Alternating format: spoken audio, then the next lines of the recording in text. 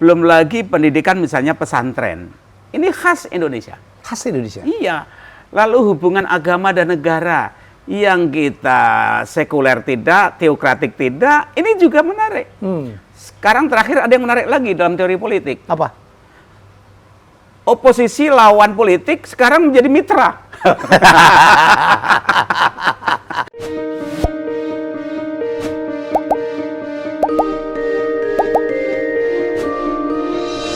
Ya, alhamdulillah hari ini saya mendapatkan keberkahan didatangi seseorang yang sangat saya hormati. Saya mengatakan beliau salah satu guru bangsa, walaupun beliau mungkin keberatan gitu ya. Aduh, saya baca cerita beliau sangat inspiring. Sudah hadir di kediaman saya, Profesor Komarudin Hidayat. Prof. Komar kita menyebutnya. Terima kasih. Terima kasih. Umurnya kayak sama loh. Padahal beliau ini udah 10 tahun di atas saya. Apa rahasianya sih, Prof? Kalau bahasa Jawa itu ndablek. Oh, banyak orang lebih ndablek, tuwek loh, Pak. Ya, artinya kita bedakan antara emosi dan pikiran. Pikiran boleh sibuk gitu, tapi hati harus tenang. Oh, kuncinya di sini? Iya, kunci harus tenang. Gampang. Iya, kita sebagai aktivis intelektual tidak mungkin tidak ikut memikirkan bangsa. Ya. Tapi bagaimana hati tetap tenang? Ibarat kita sopir ya, mobil bodi sekali-kali boleh penyok lah tabrakan, tapi sopir di belakangnya kan jangan ikut penyok, tenang aja. Gitu. Jadi hati tenang, ibarat driver, gitu. Bodi boleh kemana-mana, pikiran kemana-mana, tapi hati sebagai drivernya berusaha tenang. Itu ya. Beliau ini luar biasa ya. Karir beliau wartawan pernah, ya, jurnalis, ya, penulis buku, rektor UIN 2 kali ya? Ya. Rektor UIN 2 kali. Dan sekarang saya dipercaya oleh Presiden untuk mendirikan dan memimpin Universitas Islam Internasional Indonesia. Yang di Cibinong ya? Iya, di Cimanggis. Cimanggis. Khusus S2, S3, nanti mahasiswanya dosennya 50-50 dalam dan luar negeri. Wow. Kapan mulai, Prof? Akhir September depan ini kita udah mulai membuka. Itu semua mahasiswa pun beasiswa. Semua mahasiswanya pun internasional. Iya. Dosennya pun internasional. Iya, 50-50. 50-50. Iya, karena apa? Dalam diplomasi presiden luar negeri, salah satu ikon identitas Indonesia itu kan sebagai the largest Muslim country in the world. Tapi kita tidak punya pusat peradaban perguruan tinggi yang bertaraf internasional. Tidak punya juga pusat kajian misalnya. Iya, ya? Malaysia punya. Dan banyak profesor peneliti asing ke Indonesia meneliti tentang Indonesia. Banyak mahasiswa Indonesia keluar negeri yang ditulis tentang Indonesia. Nah, pertanyaannya adalah orang-orang luar itu, mengapa bukannya kami saja yang datang ke Indonesia ikut mengajar, sehingga nanti dampaknya itu kan kepada kampus-kampus di dalam negeri, dan kemudian biar kami juga merasakan menghirup air udara Indonesia. Dan keluar ini juga sebagai diplomasi kontribusi pengalaman Islam Indonesia yang sangat kaya. Indonesia ini sebagai negara, ini anak kandung perjuangan bangsa dan rakyat. Bukan hadiah dari siapapun. Ya. Kedua, kita Bhinneka Tunggal Ika. Sangat plural. Bahkan orang-orang asing itu heran. Dulu bayangkan Indonesia itu terjadi balkanisasi. Pecah. Ya kan? Oh, kayak Yugoslavia. Negara Balkan, Yugoslavia. Ya, pecah macam-macam Lituania. Tapi ternyata tidak. Sementara di Timur Tengah satu daratan, satu bahasa, satu agama berantem terus. Di Indonesia ini berpulau-pulau bahasanya, tapi kok utuh. Betul. Ini menarik. Nah, ini satu keunikan Indonesia yang perlu dikenalkan pada dunia. Belum lagi pendidikan misalnya pesantren. Ini khas Indonesia. Khas Indonesia? Iya. Lalu hubungan agama dan negara yang kita sekuler tidak, teokratik tidak, ini juga menarik. Sekarang terakhir ada yang menarik lagi dalam teori politik. Apa? Oposisi lawan politik sekarang menjadi mitra. Nah, ini kan pengalaman praktek politik yang khas Indonesia. Kayaknya ntar lagi Donald Trump jadi Menteri Pertahanan Joe Biden. Banyak sekali hal-hal yang sesungguhnya kita itu bisa tawarkan pada dunia, tapi selama ini belum ada. Nah, kita sudah banyak putra-putra Indonesia yang educated, yang bisa menjelaskan pada dunia. Jadi saatnya perlu kita beri wadah. Ya. Gitu. Dan ini adalah salah satunya. Ya. Yang pertama. Yang pertama. Iya. Wow, luar biasa. Dan Prof. Komar rektor. Sungguhnya aku lebih kepala project. Kepala project. Tapi happy Prof. Komar menerima amanah ini. Bagi saya. Kalau soal pendidikan SDM itu passion. Ada passion bagi saya. Oh, ada ibarat passion. petani ya. Ketika kita bertanam pohon, bercocok tanam ya. Itu kan indah sekali indah kan. Sekali. Kita merawatnya, nanti tumbuh, itu ada kepuasan batin. Oke. Gitu. Tapi kalau udah masuk politik kan pusing gitu. Saya kurang ada bakat gitu. Gak cocok di politik ya. Sekedar tahu ya, tapi nggak mau terlibat. Tapi kalau pendidikan itu saya punya passion. Dan yang kedua kan ginilah, pada akhirnya orang itu kan gini, apa sih legasi kita? Ya. Untuk diri kita, untuk keluarga kita. Bahwa nanti mau diakui atau tidak usah dipikir. Yang penting kita berbuat sesuatu yang bagi kita yakini benar, manfaat. Dan kita nggak usah obsesif cari tepuk tangan dari orang. Nanti kecewa.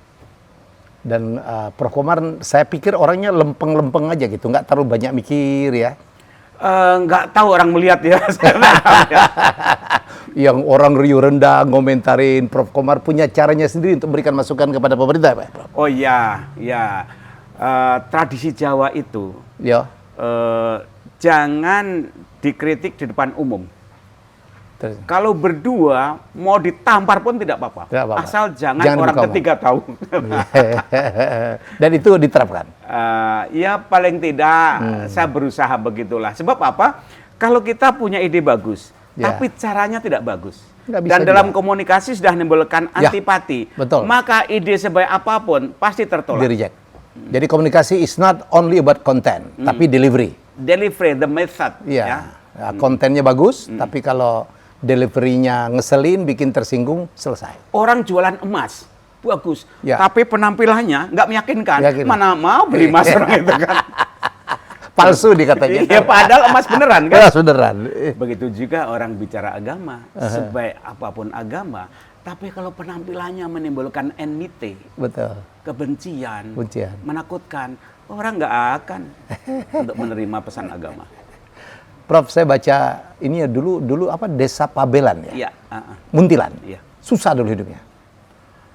Tahun 65 itu waktu itu sama si SD. Oke. Itu siapapun merasakan mengalami itu masa-masa pailit sulit. Lebih-lebih orang dasarnya miskin, tidak punya sawah lebar. Waktu itu terjadi krisis, konfrontasi Malaysia. Wah, itu berat sekali hidup itu. Ibu udah nggak ada waktu kecil? Umur 9 tahun ibu saya tidak ada. Diasuh oleh nenek yang bernama Komariah itu? Iya, dan saya broken home. Saya lebih banyak tinggal di masjid, di musola, rumah teman gitu. Jadi saya melihat diri saya itu seperti ayam kampung.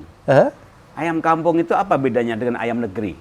Ayam kampung itu pagi dilepas, ceceker, pergi, nanti pulang, tapi dagingnya lebih enak, lebih sehat, ayam telurnya lebih mahal, lebih sehat. Kalau ayam negeri itu kan tinggal di situ, kasih makan di situ, buang kotoran di situ, dagingnya pun juga kalah gitu. Nah, saya melihat diri saya sebagai ayam kampung.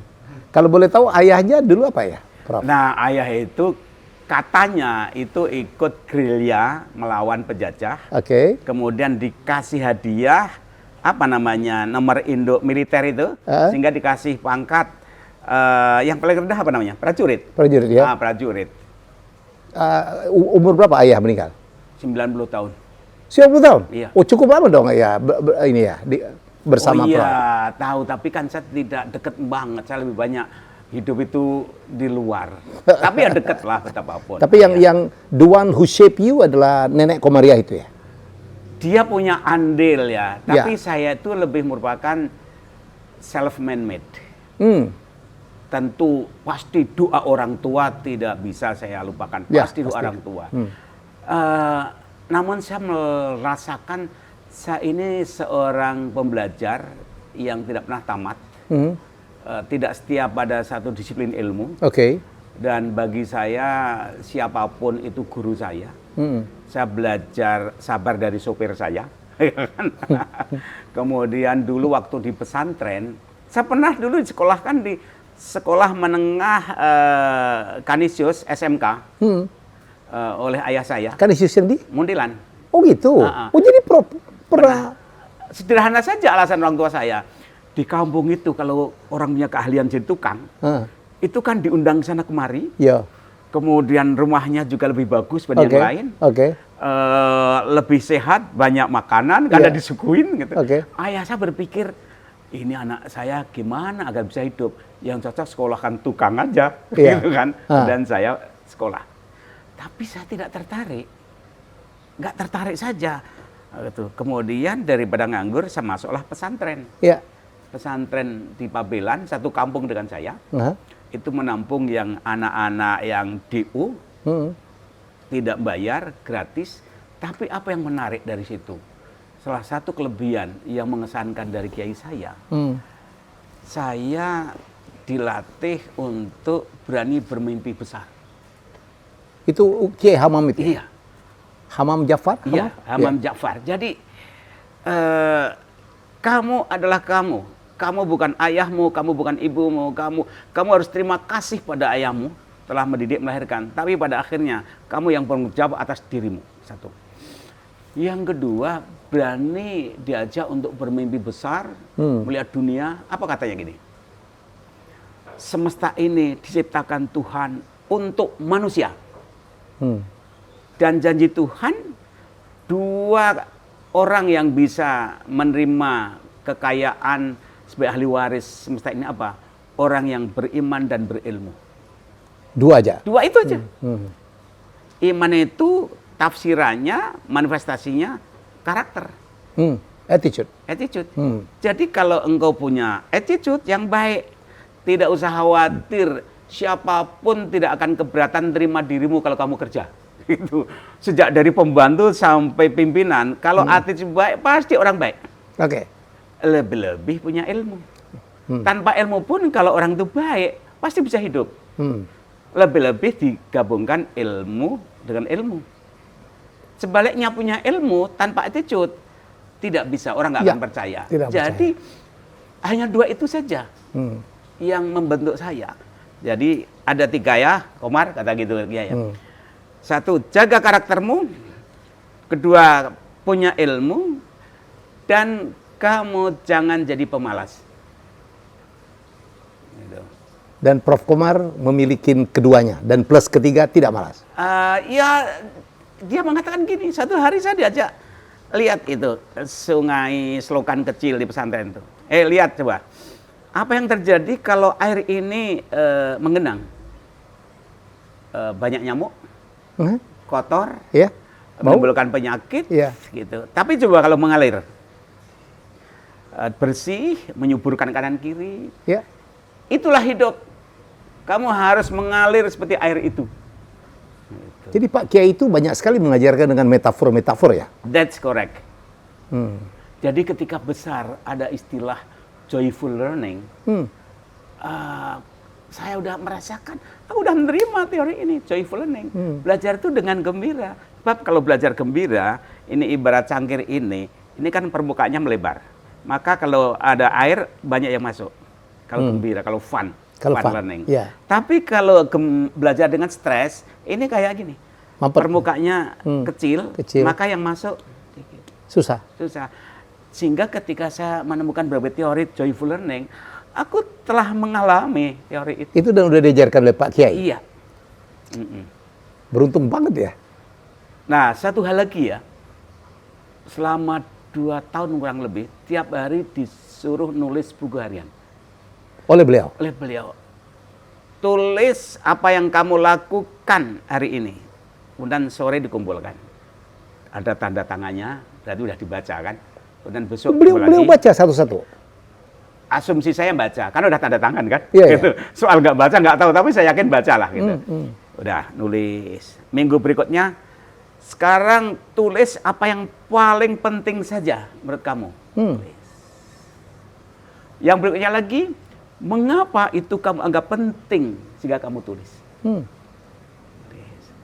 Lain hari diberi judul, sekarang kamu nulis karangan, tidak boleh lebih dari 1 halaman. Karangan lepas. Kemudian lain kesempatan, sekarang kamu ceritakan apa yang kamu tulis. Baca boleh, tidak baca juga boleh. Setelah berlalu, saya mencoba menafsirkan apa yang berpengaruh pada pendidikan saya. Satu, dia ajak menghayati apa yang aku lakukan dari waktu ke waktu. Membuat refleksi kan. Ya. Ini penting tidak ya? Gitu. Kedua, kemudian ketika kita biasa menulis, itu ada proses sistematisasi berpikir, ekonomisasi berpikir. Karena kalau nulis kan cenderung sistematis. Ya. Dari paragraf ke paragraf itu kan. Ya, ya. Jadi mengamati, merasakan, menuliskan. Yang berikutnya dilatih menyampaikan secara lisan. Maka dilatih juga untuk bisa nulis dan bisa public speaking. Dari itu kecil. Di pondok. Luar biasa. Banyak sekali pelajaran dari dari Kiai Hamam itu. Kiai Hamam itu. Ketika public speaking apa? Sebenarnya. Udahlah, anggap aja nih kambing-kambing semua, nggak usah takut. Gitu. Supaya nggak grogi. Dan biasa saja. Gitu. Jadi, udah biasa saja, kamu ngomong biasa saja. Pernah ada training public speaking, kamu boleh cerita apa saja, kamu bicara 5 menit. Mau cerita kancil curi timun boleh. Cerita bagaimana menggoreng telur mata sapi boleh. Pokoknya apa yang bagi kamu di kepalamu itu ada, sekarang kamu belajar bercerita. Luar biasa kan sebagai pendidik. Melatih. Dan memberikan kebebasan. Iya. Karena banyak sekali pola pendidikan kita, terutama SD, SMP, SMA yang mengekang kebebasan ya. Melarang murid untuk berbeda dengan guru, ya kan begitu kan? Iya gitu, dan menyeragamkan. Iya. Kalau gambar matahari harus merah. Padahal beda aja mau ungu, ada mau 2 hijau. gunung ya, di depannya sawah gitu. Dan itu Pak Kiai itu membebaskan. Iya, bebaskan. Dia ngajar apa sih, Prof? Ngajar life skill bagi saya. Luas banget ya. Jadi sekarang kan ada gini istilah ya, ketika hidup itu saling terkoneksi karena digital technology, maka diperlukan pendekatan untuk membaca realitas itu transdisiplin. Iya, interdisiplin, multidisiplin. Sebab kalau hanya satu disiplin, kita tidak bisa memahami, menangkap realitas. Pak Kiai Hamam mengajarkan itu. Ya Allah. Lintas disiplin. Padahal itu pesantren ya. Pesantren. Yang orang pikir ya hanya belajar agama gitu. Jadi beliau mengajarkan ilmu kehidupan. Ilmu kehidupan, life skill. Jadi ketika ujian tuh gini. Ujian ini bagian dari belajar. Jadi? Bukan belajar untuk ujian. Jadi? Artinya apa? Yang pokok itu belajar, bukan ujiannya. Dan nanti ketika di masyarakat ada ujian lebih berat dari itu. Makanya kamu harus nikmati ujian itu. Sebab itu bagian dari pembelajaran hidup. Prof kehilangan betul ya? Beliau sudah tidak ada gitu. Iya. Saya terima kasih karena saya merasa diajak berani bermimpi. Berani bermimpi. Bahwa dream big ya. Iya, bahwa alam ini ciptakan Tuhan untuk manusia dan kita ini sama. Punya option yang sama, punya kesempatan yang sama. That's correct. Kalau boleh saya tahu, waktu disuruh bermimpi, Prof Komar mimpi apa dulu? Kepengen jadi apa? Rektor? Ingin melanglang buana aja. Oh, melanglang buana aja terus. Jadi saya tertarik. Dunia ini kan begitu luas. Iya. Banyak yang tidak Masa kita tidak bisa untuk menikmati gitu. Iya. Sekarang ini pernah saya hitung paspor saya, visa, lebih dari 60 negara pernah saya injek tanahnya. Jadi artinya udah sebagian tercapai. Iya, dan ada beberapa undangan juga nggak tertarik, gitu. Toh nggak akan beda dari yang pernah saya injek itu, gitu. Padahal ini anak kampung ya, anak kampung dari keluarga yang ibu sudah tidak ada, anak jalanan lagi ya. Lebih banyak di luar rumah ya Pak Prof? Oh iya, dan dulu saya sedih sekali ibu meninggal. Tapi sekarang saya, begini ya cara Tuhan mendidik saya. Andaikan ibu tidak meninggal, Mungkin saya nggak akan pergi. Mungkin dimanjakan ya. Iya. Mungkin tidak akan keluar rumah kali. Iya. Jadi semua rahasia Tuhan.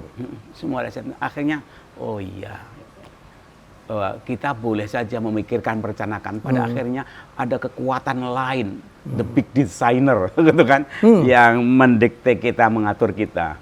Yang kadang-kadang kita tidak sadar. Suatu hal yang dulu kita rasa pahit, justru itu pelajarannya, Prof. Blessing in disguise. Blessing in disguise. Prof juga ada didikan harus disiplin, harus dengan apa? Tidak ada. Termasuk Ketika dari ayah. saya sekolah Katolik itu, saya suka ke gereja. Ayah saya biasa saja. Luar biasa. Kiai saya, temannya itu pastor, suka ke pesantren. Beda agama ke pesantren. Iya. Kemudian laki perempuan satu kelas. Biasa saja. Biasa saja. Jadi bahwa hidup ini plural, beragam, maka kamu harus bisa menerima keragaman. Perbedaan. Nabi juga dulu begitu kan? Iya. Tapi bayangkan coba kiai berpikir seperti itu. Kan jarang sekali kan. Untuk merayakan keragaman. Mendorong keberagaman. Iya. Termasuk kenapa akhirnya Prof sangat membela Papua ya? Bahwa orang Indonesia harus berterima kasih atau menghormatin suku Papua. Tidak eksplisit Papua ya, bagi saya gini ya, bahwa siapa yang menolak keragaman itu menolak realitas historis, sosiologis, politis, pasti beragam. Kedua, sama saya mengingkari desain Tuhan. Tapi Prof pernah menyatakan bahwa Papua itulah suku tertua di Indonesia ya? Oh ya, pernah juga saya menyatakan begitu, dan ini panjang ceritanya kalau bicara Papua. Belakangan ini saya banyak menerima baca buku yang paling mutakhir, terbit tahun 20 belakangan. 2020. Iya, itu judulnya antara Kennedy versus Allen Dulles ya, direktur CIA. Allen Dulles ini rupanya masih geng Rockefeller Foundation. Dia nemukan informasi sejak 36 bahwa Papua itu sumber tambang yang luar biasa melimpah, ya. Yang itu tidak diinformasikan kepada Kennedy. Karena kalau dia tahu ini nanti akan merusak skenarionya. Ketika tahun 61 Bung Karno ke sana 90 menit bicara dengan Allen Dulles itu. Dengan Kennedy. Dan bagi Allen Dulles, Soekarno ini adalah pro komunis. Karena waktu itu kan ideologis, the capitalist atau komunis. Ya. Dengan dia menggerakkan Konferensi Asia Afrika, anti imperialis itu menohok jantung Inggris sama Amerika. Dan ini bahaya, ini Bung Karno orangnya. Sementara Kennedy, oh tidak, dia itu nasionalis. Maka ketika Bung Karno ke sana, kemudian Kennedy mau ke sini, wah ini bahaya ini kalau ketahuan ini, kalau Kennedy sampai tahu skenario-nya. Deposit gitu, yang di Papua itu. Yang di Papua itu. Oh, dalam buku itu, jadi dua orang ini harus disingkirkan lah gitu. Apa judulnya, Prof? JFK versus Allen Dulles, Battleground Indonesia. Buku 2020? Iya. Menarik. Dan sekian banyak buku-buku yang serupa saya baca. This is the best. Setidaknya ada ketika baru 65 ya? Itu saya masih terlalu kecil, sekarang saya baru mulai melek, oh begini ceritanya begini ya, itu aja gitu. Jadi sehingga ada ungkapan, siapa yang bisa mengubah sejarah? Penulis sejarah. Siapa yang menulis sejarah? Ya yang pemenang. Prof Komar seusia begini masih baca buku? Itu hiburan saya. Aduh, dunia terlalu kecil kalau kita nggak baca buku. Buku itu kan, dan novel saya baca, itu kan mengajak kita rekreasi, to go somewhere. Beyond Indonesia. Itu. Buku apa yang terbaik menurut Prof Komar? Ya, yang pernah dibaca? Yang berkesan banget. Ini gini ya, saya tuh buku apa saja saya baca. Karena apa? Karena kalau saya tidak belajar, kalau saya tidak tahu sedikit-dikit, gimana bisa melakukan interdisiplin? Apa bedanya sosiologi, antropologi, psikologi, politik, ekonomi? Yang begitu-begitu saya baca walaupun tidak mendasar sekali saya baca. Nah, jadi apa bedanya buku-buku itu? Kemudian teologi dan sebagainya. Nah, buku yang waktu kecil berpengaruh ya pada saya. Novel Koping Hu. Koping Hu? Iya. Pibu ya. Buke Siansu apa? Wah, Kalau diringkas kan gini Kopingho itu ya. Iya, iya. Karikaturnya ya. Iya. Ada orang tua kaya punya Oke. toko Oke. di pinggir desa atau kota. Iya. Dan malam ada perampok. Oke. Terjadi perdebatan, perkelahian antara perampok dan yang punya. Iya. Kemudian perampoknya menang. Kemudian Kemudian ada anak kecil yang ketakutan. ketakutan. Dia sembunyi di balik pintu, diam aja. Dan ayahnya meninggal. Iya. Anaknya itu punya semangat, aku mesti membela, Balas, iya. balas. Dan dia tahu namanya, alirannya apa. Maka dia kemudian belajar silat bertahun-tahun, Untuk mengalahkan. sampai 20 tahun. Untuk mengalahkan sampai dia merasa sampai puncak itu, baru dia turun gunung mencari. Apa yang terjadi? Ketika ketemu yang bunuh ayahnya, dia sudah tua. Dia sudah mengaku dan dia nyerahkan lehernya, silahkan kalau kamu mau membalas. Tapi tidak diapa-apain. Anak itu kecewa kan? Aku belajar kan untuk ngelawan Untuk membunuh orang kamu. ini. Iya, Ternyata ini nggak ngelawan. Iya. Kecewa sekali. Terus oke, kalau gitu saya akan salurkan, bukan membunuh orang ini karena udah tobat. Iya. Saya akan membunuh penjahat-penjahat di kota ini, kan gitu. Selalu gitu ya. Nah, Kopingho itu menginspirasi saya untuk berani tadi berpetualang menghadapi risiko, tantangan. Maka ketika saya tamat SMA itu ke Jakarta, motif saya satu aja. Apa? Saya ingin seperti jagoan dalam Kopingho. Saya akan naklukkan ibu kota. Yang serial yang mana yang Prof? Oh, banyak, saya udah lupa, saya banyak sekali kan. Istana Pulau Emas, Bukit Seanzu, ya kan? Tapi hampir semuanya kan begitu. Oh iya, iya. Gitu. Jadi ketika ke Jakarta, saya mengatakan, masa saya nggak bisa sih menolong diri sendiri? Iya. Gimana akan menolong orang lain kalau dia nggak bisa? Begitu masuk Terminal Pulau Gadung, waktu itu, lihat bus, gede-gede banyak sekali kan. Tamat SMA tuh ya? Iya, ratusan. Lah, saya bisa hidup di terminal ini, gitu kan? Iya. Saya bisa nyuci bis, bisa apa? Iya. Jadi begitu masuk Jakarta, banyak sekali ya Jakarta. Opportunity-nya. Melihat orang jual Itu kan koran. masalah sudut pandang juga kan, Prof? Ada orang lihat, ya apa sih yang bisa dikerjain kan begitu masalah sudut pandang. Ya, terus Orang jual koran, saya juga bisa. bisa, iya. Pokoknya semua itu, saya juga bisa. Gitu. Dan saya tidak takut jatuh. Mau jatuh kemana? Saya sudah di bawah. Udah bottom. Batam. Dan saya menikmati sebuah tantangan, saya merasa merdeka sekali, menikmati. Jadi itu anak kecil yang bapaknya dibunuh itu ya? Iya, gitu. Jadi dan saya punya modal satu aja. Saya punya teman di Jalan Salemba Raya, ketemu di sana itu cat duko. Yang motor mobil udah tua di amplas, di Terus itu. dicat. Lah, ini aku pasti bisa melakukan ini, gitu. Bisa, ya pokoknya to make the story short gitu. Jadi di Jakarta waktu itu saya merasa apa ya, Jakarta itu welcome sekali.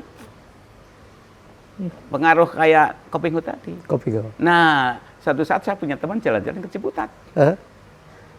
Kaget saya, ada Institut Agama Islam Negeri Syarif Hidayatullah. Kaget loh, ini kan sekolahnya Cak Nur. Oh, bayangannya Nurholis Majid. Iya, aku dari kecil sudah pengagum dia. Oke. Baca tulisan dia, udah kagum. Ini kan di sini. Ternyata Aku jalan-jalan masuk kampus. Sedang menggerakkan itu. Pas ada tes masuk seleksi. Bayar berapalah, murah sekali waktu itu kan, tahun 74. Iya, iya. Ikut tes. Lulus. Begitu lulus, oke aku lulus, ini modal. Saya tanya kepada administrasi, saya lulus, boleh nggak saya bayarnya tiap bulan? Mengapa? Ya tiap bulan, saya nggak punya uang. Boleh. Dengan modal itu, saya cari kerja. Ngajar, kan banyak sekolahan. Iya, iya. Apa saja bisa. Luar biasa. Dan itu bagi saya seni aja gitu, bercanda. Itu bercanda. Tahun kedua saya jadi wartawan. Jadi wartawan. Lain lagi pertualangannya. Ya, jadi saya nikmatin. Nikmatin. Jadi mengalir gitu aja. Nggak ada sekarang. Iya, Prof. Jadi nggak ada yang dianggap berat itu nggak ada. Walaupun sebenarnya berat. Itu kan semua sudut pandang kan, mindset kan? Iya mungkin, tapi bagi saya enggak. Enggak ada yang berat? Enggak. Karena standar saya adalah saya harus bisa berkawan dengan problem. Gitu ya? Ditemenin problem. Iya, problem untuk dipecahkan, bukan untuk dihindari. Bukan dihindari. Apakah Prof. Komar tidak pernah mengalami satu persoalan yang berat banget dalam hidup? Kalau persoalan itu susah dipecahkan, nggak bisa diubah. Ya. Yang kita rubah kan mindset. Mindset. Iya. So we have freedom. Ya. Yang orang lain nggak bisa untuk intervensi apa? Bagaimana aku memaknai problem ini? Misalnya gini, saya punya ibu tiri. Waktu di daerah itu, saudara-saudara dari almarhum ibu kandung saya, ibu tiri itu jahat, ibu tiri ini, pokoknya kadang ngeracunin lah ya, gitu. Tapi setelah saya di Jakarta, wah ini nggak bener ini. Saya rubah mindset. Saya harus terima kasih pada ibu tiri saya. Kalau nggak ada dia, siapa yang nemenin ayah saya?